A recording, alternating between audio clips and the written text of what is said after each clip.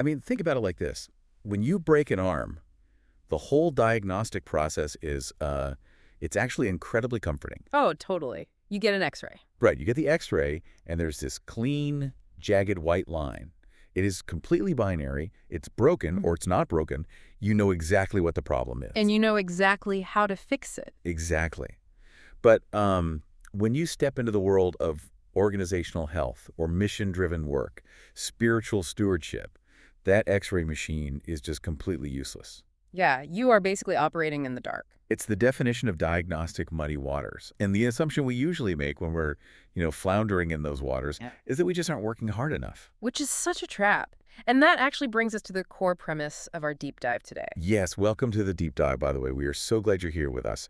Today, we're looking at this incredible framework for organizational alignment based on the text partnership mapping. And the central argument here is just a radical shift in perspective. It argues that the greatest obstacle to your mission isn't a lack of passion. Right. And it isn't even a lack of funding, which is what everyone assumes. Yeah, it's the people you are accidentally partnering with. Exactly. Whether you are, navigating the complexities of an NGO, or maybe you're shepherding a congregation, or honestly just trying to figure out the architecture of how humans collaborate. You have to dismantle this myth of the accidental partnership. Right, because we tend to assume that busyness, if you just combine it with good intentions, well, that automatically equals success. I mean, we build these partnerships based on mere familiarity, right? Like, we share a zip code. Or you run into someone at a conference. Yeah, you have a mutual friend, you share a great cup of coffee, and suddenly, boom, we're partners. A handshake and a coffee.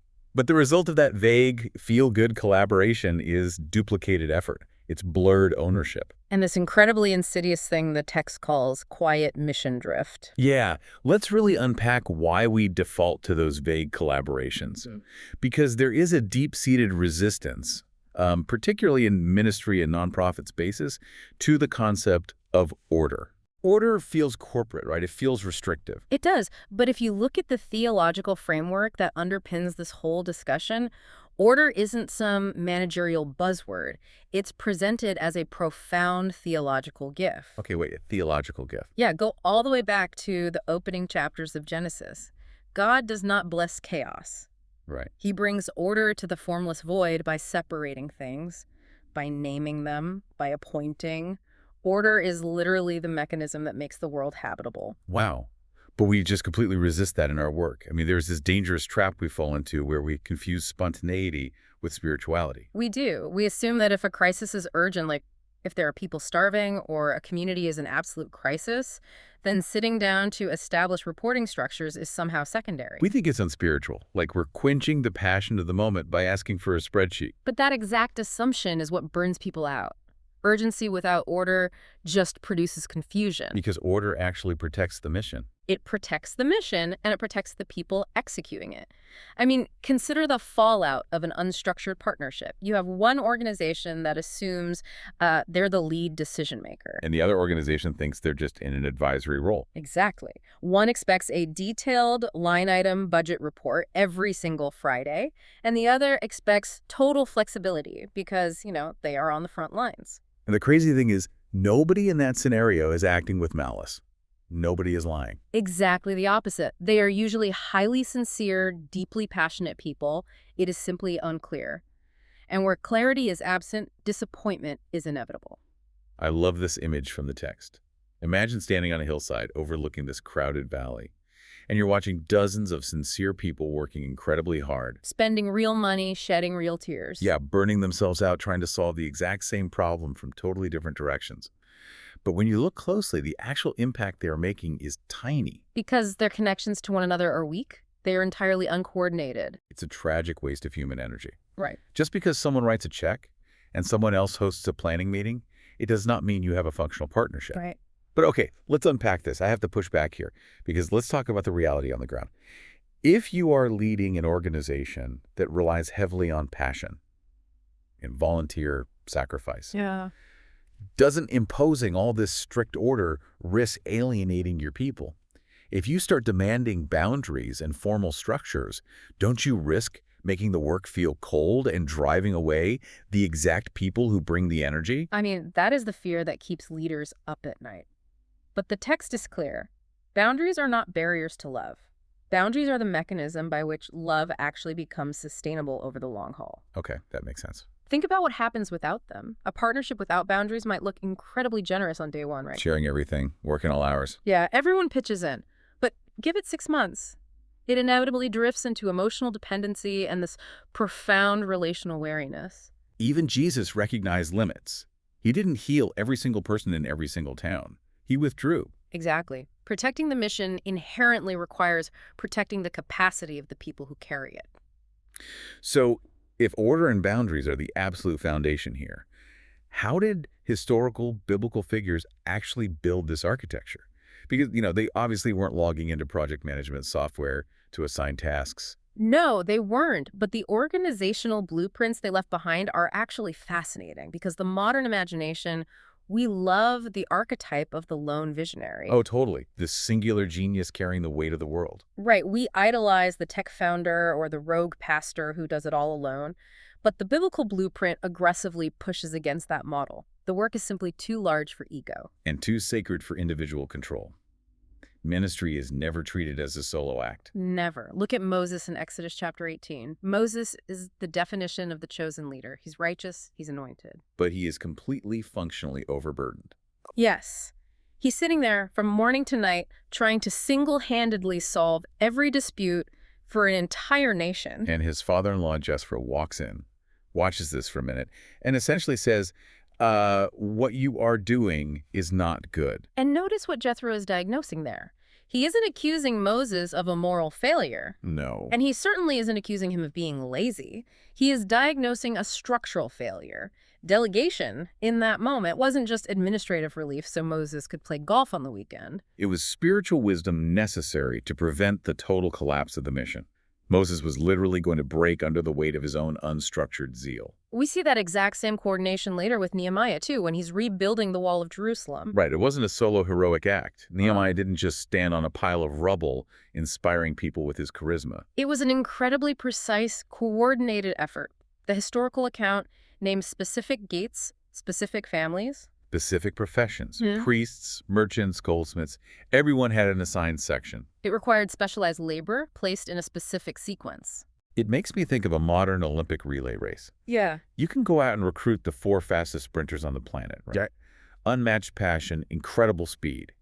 But if they haven't obsessively practiced handing off the baton... If they don't understand the boundaries of the exchange zone. Exactly. They're going to drop it, and they will lose the race to a team of objectively slower runners who have actually mastered the coordination of the handoff. Because it's not just about speed, it's about the timing of the strategic fit.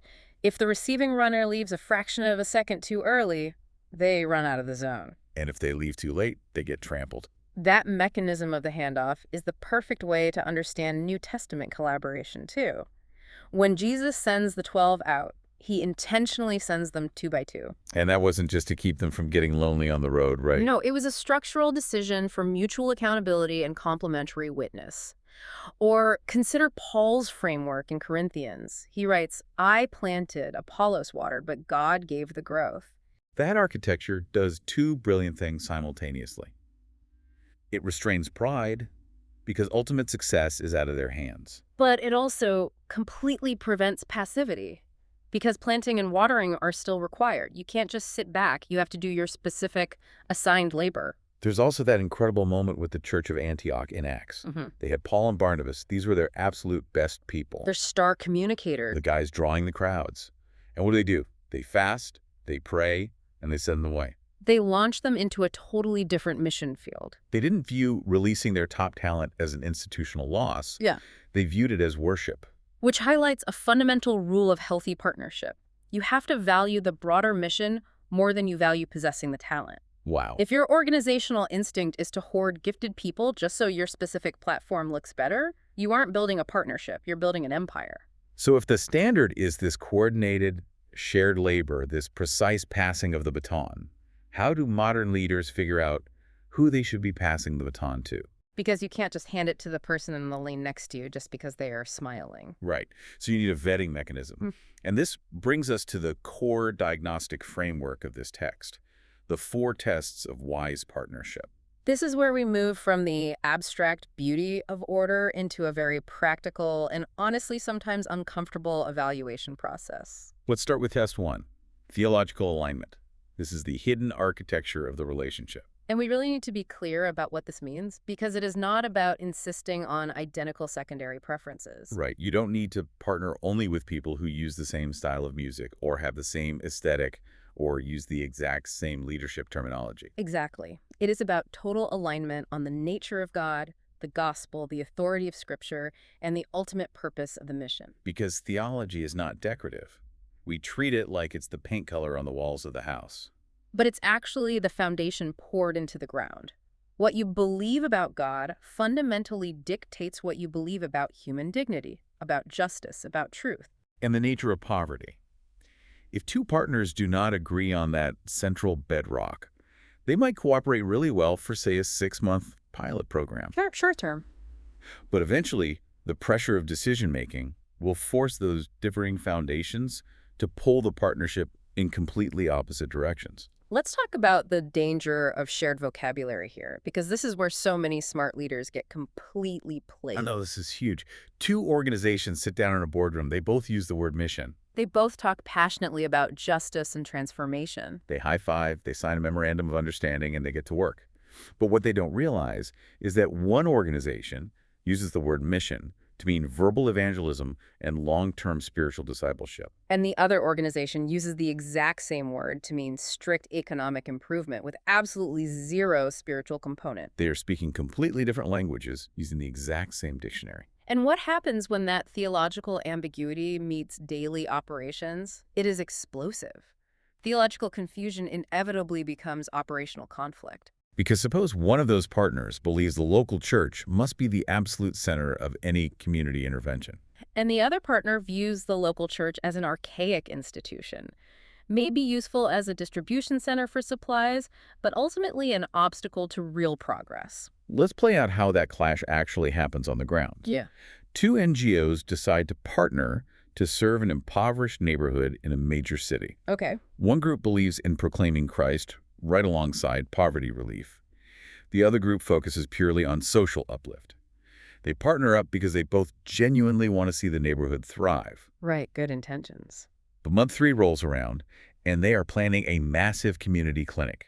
One group wants their volunteers praying publicly with the patients. And the other group demands that faith be kept strictly private so they don't offend secular grant providers. Exactly. The first group wants local pastors on the advisory board.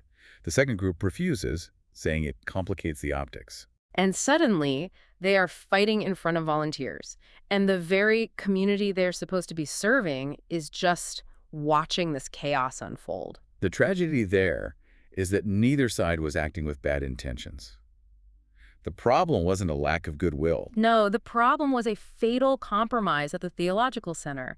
They tried to build a shared house on 2 different foundations. But practically speaking, how do you actually test for this without destroying the relationship before it even starts? That's the hard part. If I'm sitting across from a potential partner at a coffee shop, I can't just slide a clipboard across the table and launch into a religious interrogation. Right. Sign here to prove you're orthodox. Yeah. How do you uncover those deep theological misalignments without sounding like you're hunting for heretics? Well, you don't ask, do we both use Christian words? Because the answer will always be yes. You have to ask behavioral questions. Like what? Like, when you say the word gospel, what does that actually require your staff to do on a random Tuesday? Oh, that's good. You ask them to walk you through a recent project and point out exactly where Scripture influenced a hard operational decision.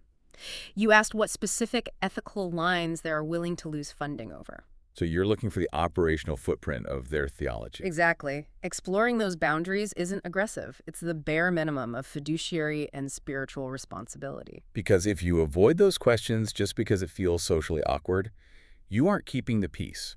You are just postponing the inevitable conflict until the stakes are much, much higher. Precisely. Okay, let's say you pass test 1. Yeah. You have the coffee, you ask the hard behavioral questions, and the alignment is flawless. You completely agree on the gospel, the role of the church, the whole foundation. Great. Yet 6 months into the partnership, every single day feels like you are pushing a boulder uphill. It is exhausting. Why? Because you are likely failing test 2. Strategic fit. Theological alignment gives you the permission to partner, but strategic fit provides the actual architecture. Strategic fit asks a very sobering question. Even though we agree on the ultimate goal, is this specific partner actually equipped for the specific work at hand? And this is a bitter pill to swallow, because good people can be the entirely wrong fit. Just because someone is incredibly godly, deeply generous, and passionately committed to your cause, it does not mean they belong in your operational ecosystem. Absolutely not. A brilliant, charismatic preacher might completely flounder if you put them in charge of grassroots, slow-paced community development. Or a wealthy donor who made millions in tech might have absolutely zero understanding of the sensitive cultural dynamics required to build trust in a rural village. When we break down strategic fit, the text looks at several overlapping dimensions.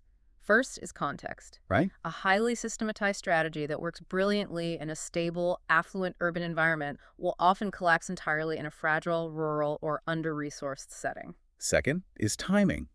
You might find the perfect partner with the perfect strategy, but local leadership simply isn't ready to absorb that level of change. The partnership isn't wrong, it's just premature. Then there is capacity. Can this partner actually handle the administrative burden? If you require highly detailed quarterly impact reports for your board, And the partner is a grassroots team operating out of a basement with no administrative staff. the partnership's going to fail. And finally, methods. Do their specific operational methods strengthen local ownership, or do they inadvertently bypass local leaders and centralize control? There is a vital distinction to be made here between agreement and fit. We might sit in a room and completely agree that an urgent problem needs to be solved. We agree on the theology, we agree on the urgency. But that does not automatically mean we fit together as the mechanism to solve it. So often we let sentiment and a desire to be polite replace actual discernment. We just want to say yes to everyone who offers to help. Think about a local church attempting to plant a new congregation in a really tough neighborhood. A massive national nonprofit comes along and says, "We love your theology, we want to partner and fund this." Wow, dream scenario, right? Right. The nonprofit has incredible administrative systems. But those systems require centralized decision-making, rigid timelines, and massive overhead. Which is the exact opposite of what the church needs. Because church planting in this specific neighborhood requires a slow, highly relational, adaptable pace. If they adopt the nonprofit's methods, it will actually crush the local initiative. So the church makes the incredibly difficult decision to delay the formal partnership. They maintain the friendship, but they refuse to merge operations. And that refusal is an act of profound, mature stewardship. The kingdom is not served by appearances. It is not served by saying yes to every open door simply because the door is open. Sometimes an open door is not a divine assignment. It is a test of your discernment. Wow.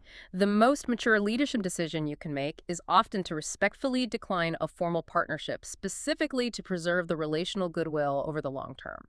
Let me stop you there, though, because realistically, turning down resources is terrifying. Oh, absolutely. If I am an executive director and an eager partner is sitting across from me holding a $50,000 check, and you're telling me to hit pause because our capacities don't perfectly match, I am going to look insane to my board.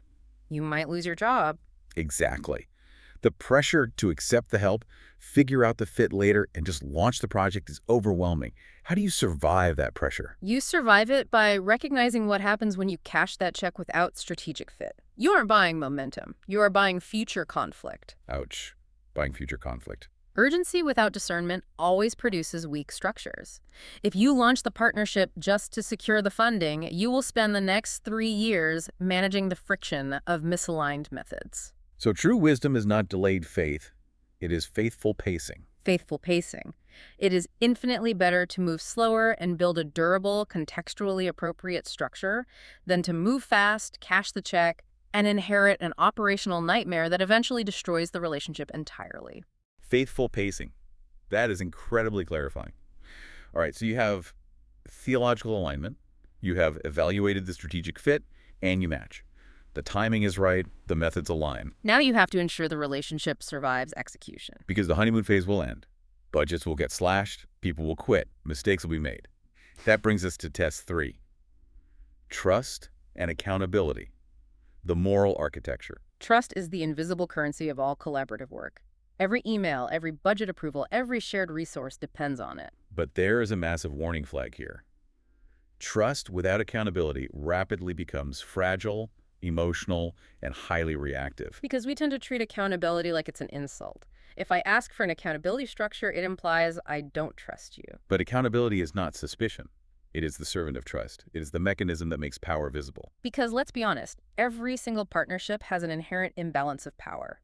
It is never perfectly equal. One side always has more funding, or better access to networks, or a larger public platform. And when you analyze how power dynamics operate in these relationships, accountability actually functions to protect the vulnerable party. If you launch a partnership without clearly defined reporting lines, without explicit budget authority, and without an agreed-upon public communication strategy, the stronger partner will inevitably bulldoze the weaker one. And they will usually do it completely unintentionally. Power, when it lacks the boundaries of accountability, naturally expands. It pressures, overshadows, and silences the weaker partner simply by existing in the room.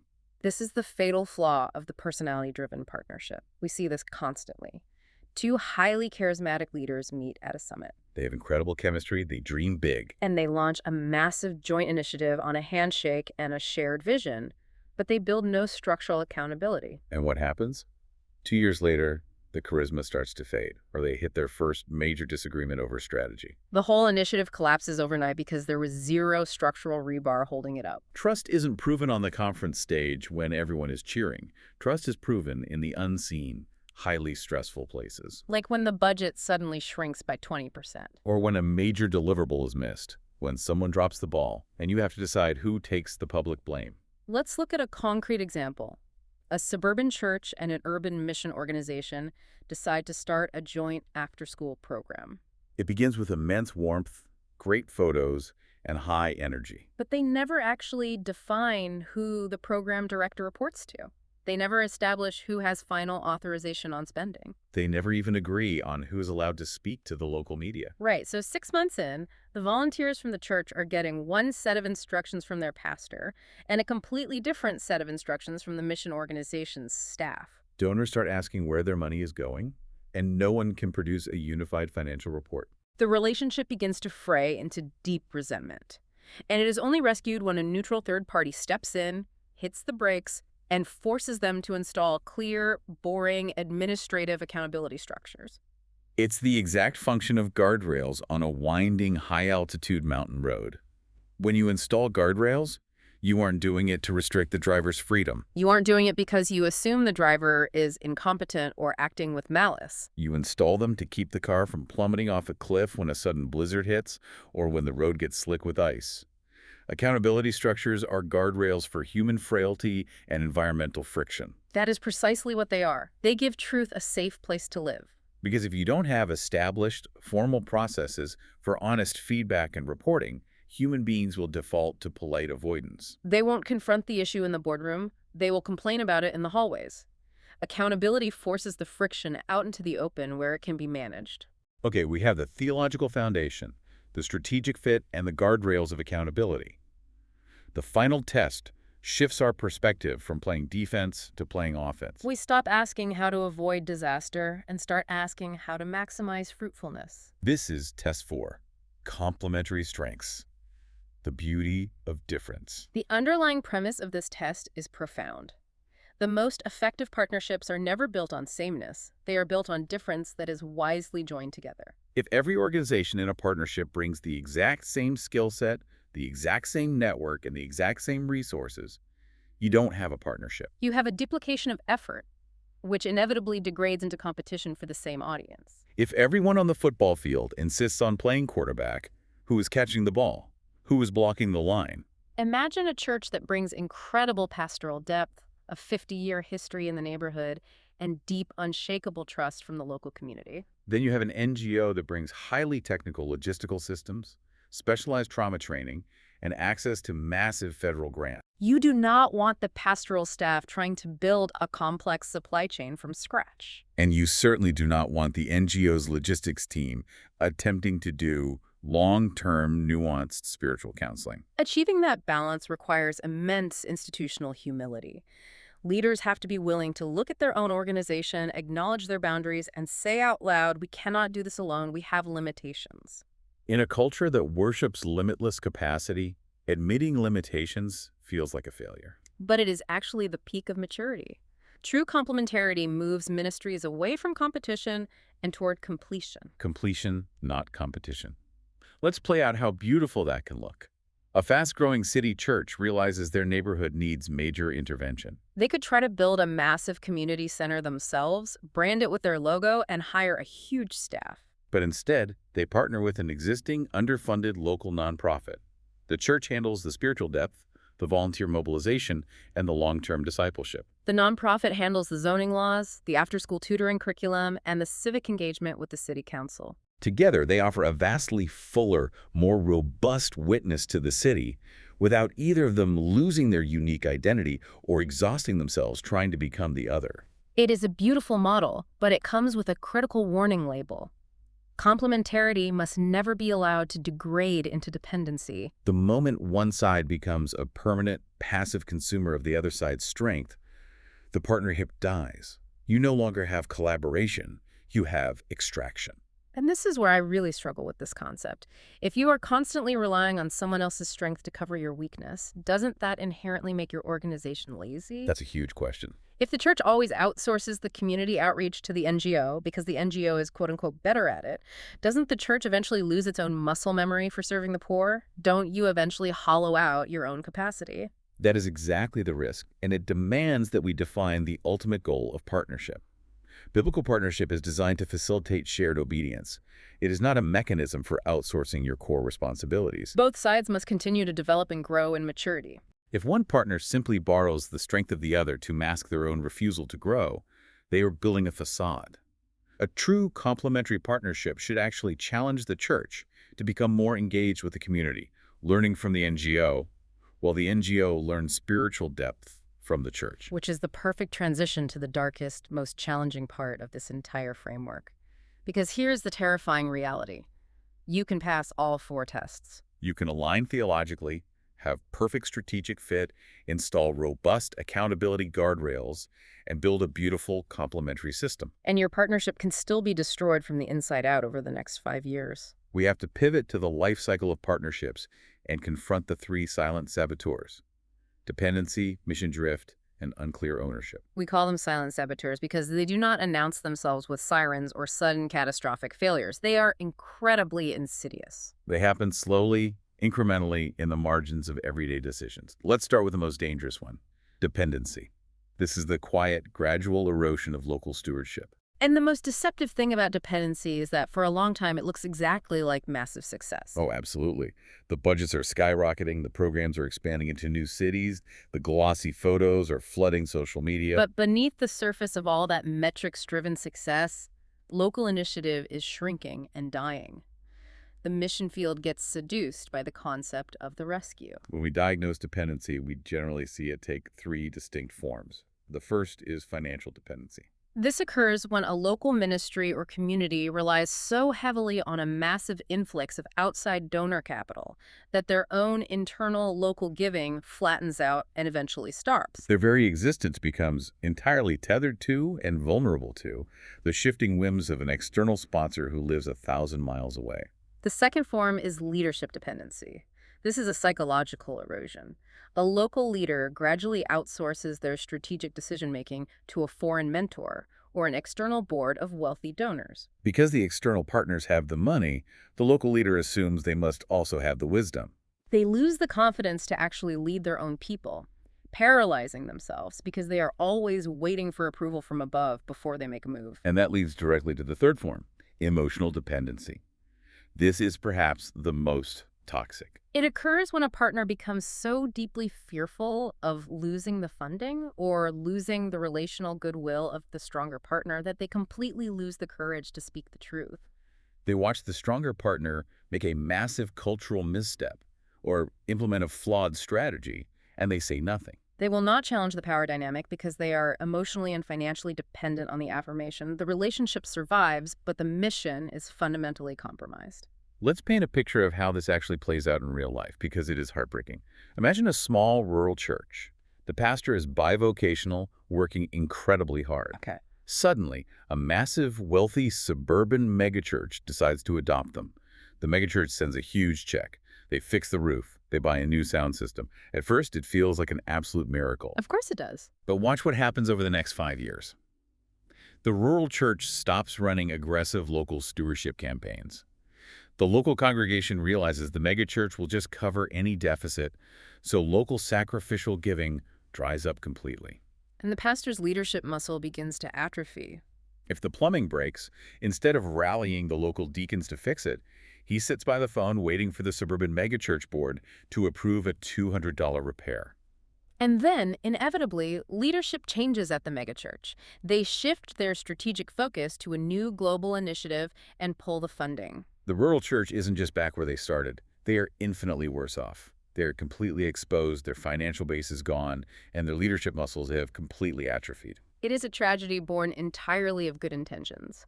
The suburban church wanted to help, but their help acted as an invasive species that choked out the local ecosystem. Which leads us directly to the second saboteur, mission drift.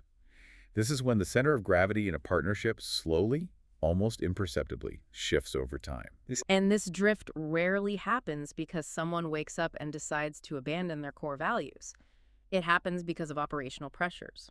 Maybe a massive secular foundation offers a grant, but the grant requires specific, measurable social metrics.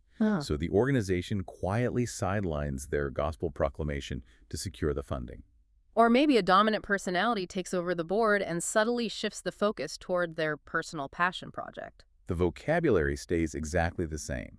Everyone is still talking about transformation, but the original foundational purpose has been displaced by institutional survival. You see organizations that started with a fierce commitment to holistic spiritual and physical care, and 10 years later, they are essentially just a highly efficient logistics company distributing water bottles, completely disconnected from any spiritual community.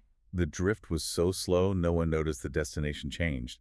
And the third saboteur that accelerates this is miscommunication and unclear ownership. Polite ambiguity is the death knell of partnerships. Polite ambiguity. It's when everyone sits in the room, nods their heads, and leaves, assuming someone else is handling the hard stuff. When everyone broadly supports a project, but no one explicitly owns the liability, the standards of excellence immediately weaken. Problems go unresolved for months because everyone assumes another department is handling it. Think about a simple phrase like, "We support this initiative."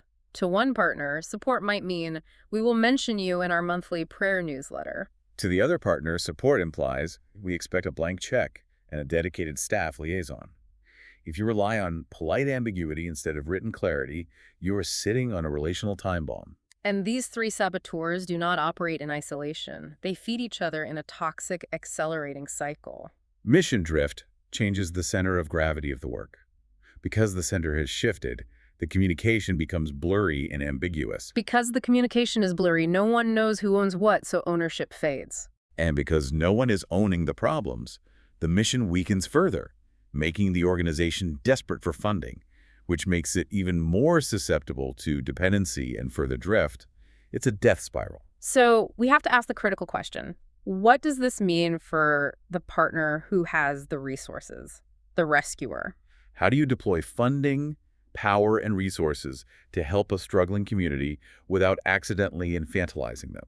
How do you offer genuine assistance without building a machine of dependency? Because doing nothing feels like a dereliction of duty, but doing the wrong thing destroys them. The framework provides a very clear, highly demanding roadmap for this. First, you must build local ownership from the very genesis of the idea. The people who are closest to the pain and the need must have a legitimate, authoritative role in shaping the strategy. You cannot import a fully baked solution and expect them to own it. Second, you must require shared sacrifice. If the external partner is the only one bearing a cost, the relationship is instantly distorted. The local community must contribute, whether that is local funding, sweat equity, or leadership capital. And third, you must establish clear transition or exit strategies from day one. If a partnership does not have a defined path toward local independence, dependency is almost a mathematical guarantee. Okay, we have diagnosed the illness, we have seen the fatal flaws, the power dynamics, and the saboteurs. Now, moving from diagnosis to cure, the source text gives leaders a highly tangible, incredibly practical tool to map, evaluate, and prune their relationships. Enter. The partnership matrix. A partnership matrix is not a theoretical concept. It is a ruthless diagnostic tool. It forces leaders to evaluate every single external relationship across 5 distinct categories: strengths, risks, strategic fit, theological alignment, and accountability. It forces you to stop being sentimental about the history of the relationship and start being analytical about what the relationship is actually becoming. Let's pressure test this. Let's make it an interactive case study. I want to walk through the 6 action steps for leaders using this matrix. Step 1 says, review every single current partnership and categorize it as fruitful, neutral, or burdensome. This is where you have to stop lying to yourself. You have to stop saying, oh, they are a great partner, when what you actually mean is they are a massive administrative headache. They drain our staff's energy, but we've funded them for 10 years, so we feel guilty stopping. Exactly. So let's say I run a medium-sized organization. We've been sending $5,000 a year to a water well initiative overseas. I get a quarterly newsletter. I don't really know the director anymore. It requires 0 management from my end. That's a neutral partnership, right? Yeah. It's not hurting us, but it's not deeply strategic either. Correct. So step 2 requires you to define clear criteria for future partnerships based on those 5 matrix categories. You decide that moving forward, you will only partner where there is high theological alignment and strong local accountability. Step 3 is critical. Assign a primary contact or liaison to every single partnership. Because right now, your water well partnership is floating in the ether. When everyone is in charge of communication, no one is. If the newsletter stops coming, no one on my staff is assigned to follow up. Exactly. Step 4 forces action. Set measurable goals for at least one strategic relationship. And step 5 is the paradigm shift. Take one vague, neutral relationship like your water well initiative and move it into a formal, written, highly strategic partnership. So how does this tool actually change that dynamic? Do I just call them and say, we need a contract? You call them and shift the psychology of the relationship. Right now, they view you as a distant ATM, and you view them as a vague charitable obligation. You sit down virtually or in person and you walk through the matrix. You ask, what are the risks here? Where are we failing on accountability? You move from vague support to active collaboration. The worker on the field stops feeling like a passive recipient of charity and becomes a trusted, active advisor to your organization. They help shape your global strategy. A church or an NGO doesn't just need a budget line item. It needs a compelling, active mission narrative. That is a massive shift, but we have to address step 6. Step 6 says, prune partnerships that no longer serve the mission. Imagine, I put my list of partners through this matrix, and the reality is glaring. I realize an NGO we fund brings incredible reach, but poses a massive risk of diluting our core theological message. I realize a cross-cultural worker we support is brilliant, but totally isolated and completely refusing any accountability structures. The matrix clarifies my judgment, but executing that judgment feels awful. The word pruning sounds so clinical and ruthless. How does a leader prune a long-standing partner without causing massive relational fallout, burning bridges, and feeling like a traitor? This brings up one of the most misunderstood concepts in organizational leadership, the nature of stewardship. Pruning is an act of stewardship, not an act of personal rejection. Every single partnership consumes resources, money, staff time, relational energy, and focus. If a partnership no longer advances the core mission, it is consuming resources that belong to God's work. It is burying the talent in the dirt.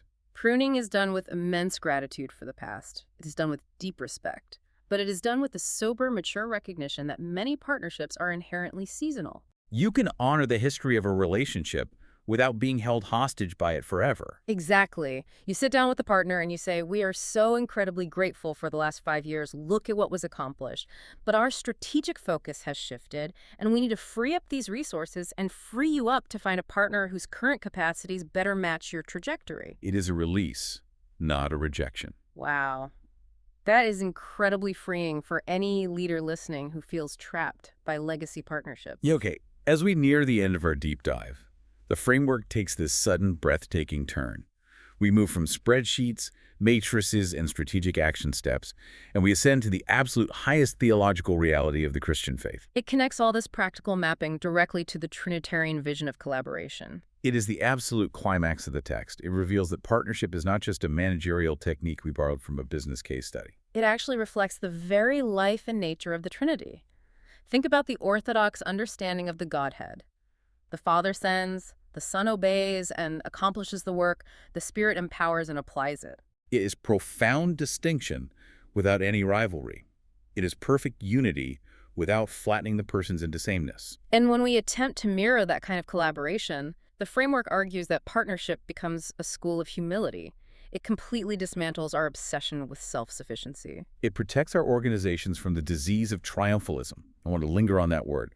Triumphalism is that arrogant, quiet, creeping assumption that our specific church, our specific NGO, our specific brand is the decisive factor in God's kingdom. We start thinking we are the main character in the story. And we are not. The kingdom is infinitely too big for lone actors.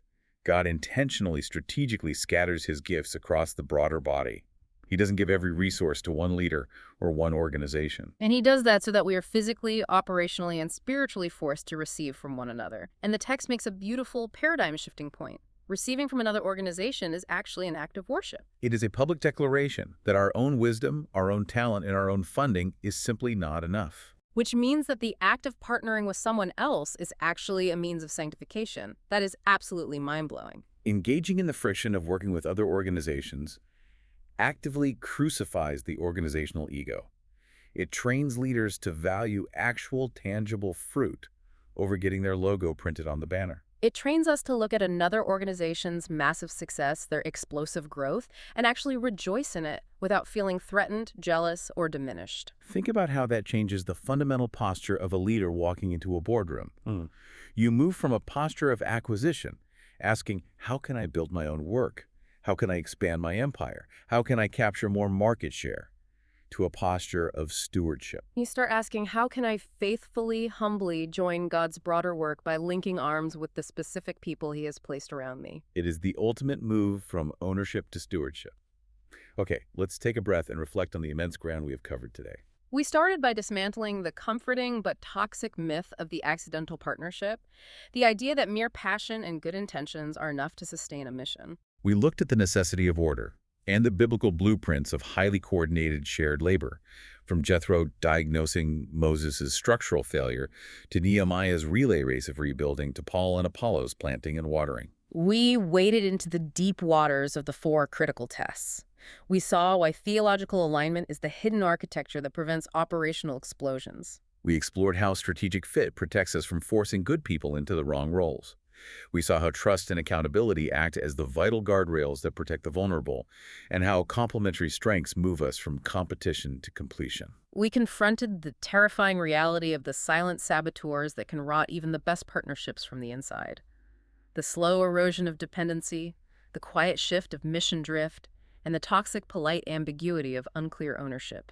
We applied the partnership matrix to ruthlessly clarify our judgment, learning how to prune seasonal relationships with grace and gratitude. And finally, we grounded every single spreadsheet and strategy in a Trinitarian vision of deep, ego-crucifying humility. It is a framework that demands everything from a leader, but it offers a durability and a fruitfulness that isolated effort can never achieve. Which brings me to a final, provocative thought I want to leave you with. This is built entirely on a passing line in the source material that has been ringing in my head ever since I read it. The framework beautifully notes that God often answers one church's prayer through another church's obedience. That is a staggering reality to confront. Think about the massive roadblocks you are facing right now in your own work. Think about the strategic walls you keep hitting, the capacities you lack, the prayers you have been praying for years that seem completely unanswered. What if the solution isn't for you to grind harder?